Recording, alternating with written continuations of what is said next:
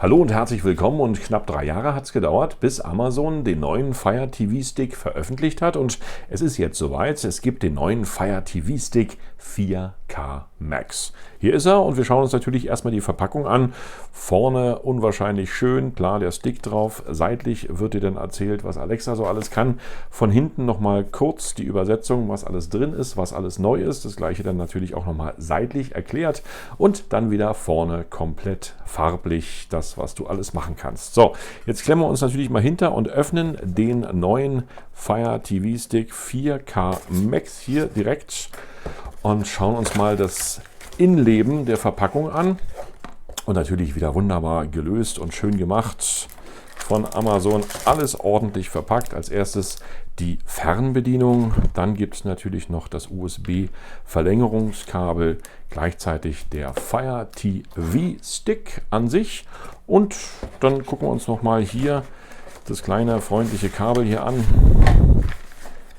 was hier sozusagen als Verlängerung geht. Ich hole es gleich aus dem Karton raus. Vorher gibt es nochmal Prospekte und Bedienungsanleitung. Gleichzeitig kriegt ihr natürlich auch noch eine E-Mail, wenn ihr den Artikel erhalten habt, wie ihr den Fire TV Stick komplett erstmal startet. Und das finde ich total schön von Amazon, dass da wirklich gleich Post kommt per E-Mail, so dass man gleich abends auch ohne Vorkenntnisse hier direkt den Fire TV Stick anschließen kann. Jetzt das Ganze natürlich nochmal ordentlich aufgereiht. Also Netzteil, Batterien, an sich der Fire TV Stick ist dabei, die neue Fernbedienung, das HDMI-Verlängerungskabel, das USB-C-Ladekabel und gleichzeitig natürlich noch Batterien und die beiden Bedienungsanleitungen. Natürlich kümmern wir uns jetzt noch um die Dinge, die sich hier verbessert haben beim aktuellen Fire TV Stick, und das ist natürlich erstmal der größere Arbeitsspeicher. Der liegt jetzt hier komplett bei 2 GB.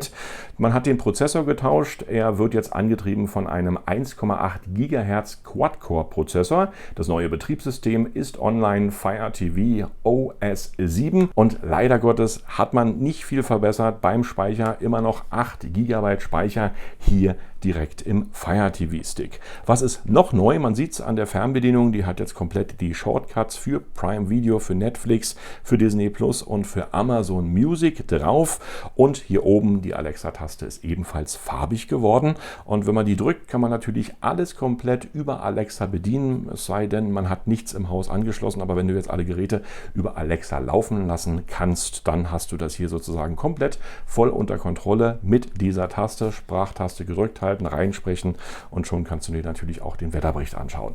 Jetzt gibt es natürlich noch eine neue Funktion beim Amazon Fire TV, beziehungsweise eine neue Menüfunktion, und zwar ist das die Bild-in-Bild Live-Video-Funktion. Das heißt, wenn du jetzt Fernsehen schaust, dann geht es Bild in Bild bei dir auf den Monitor zur Sache. Wenn es jetzt zum Beispiel an der Tür klingelt und deine Kamera an der Tür ist mit Amazon Alexa verbunden, öffnet sich ein Bild in Bild in deinem Fernseher, und du musst nicht mal mehr aufstehen, um zu sehen, wer dort an der Tür ist. Das wird dir direkt in deinem Fernseher per Bild in Bild serviert. Fernsehen in brillanten 4K Ultra HD ist natürlich jetzt wieder möglich, unter anderem mit Unterstützung für Dolby Vision, HDR, HDR10 Plus und immersiven Dolby Atmos Audio. Wi-Fi 6 ebenfalls an Bord hier verbaut, und wer Wi-Fi 6 benutzt, braucht natürlich einen Wi-Fi 6 Router. Das ist relativ wichtig.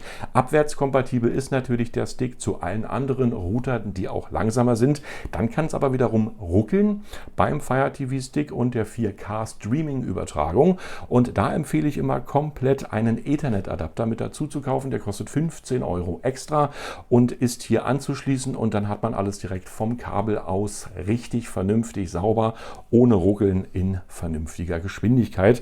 Kostet, wie gesagt, 15 €. Der Stick an sich mit allem Zubehör, was ich hier sozusagen gezeigt habe, liegt momentan bei ca. 64 €. Gibt es natürlich wahrscheinlich beim Prime Day wieder komplett günstiger zur Hälfte. Da würde ich noch warten beim Kauf, aber ansonsten kann man den Stick dann doch schon mal in den Kauf mit einplanen. Er ist schneller, er ist besser, er hat mehr Formate, und man kann einfach mal mehr mit ihm anfangen. Fire TV Stick 4K Max und ich werde ihn mir jetzt komplett mal in die Vorstellung mit reinnehmen. Das heißt, ich werde mal gucken, wie das alles funktioniert, ob es überhaupt flüssig funktioniert.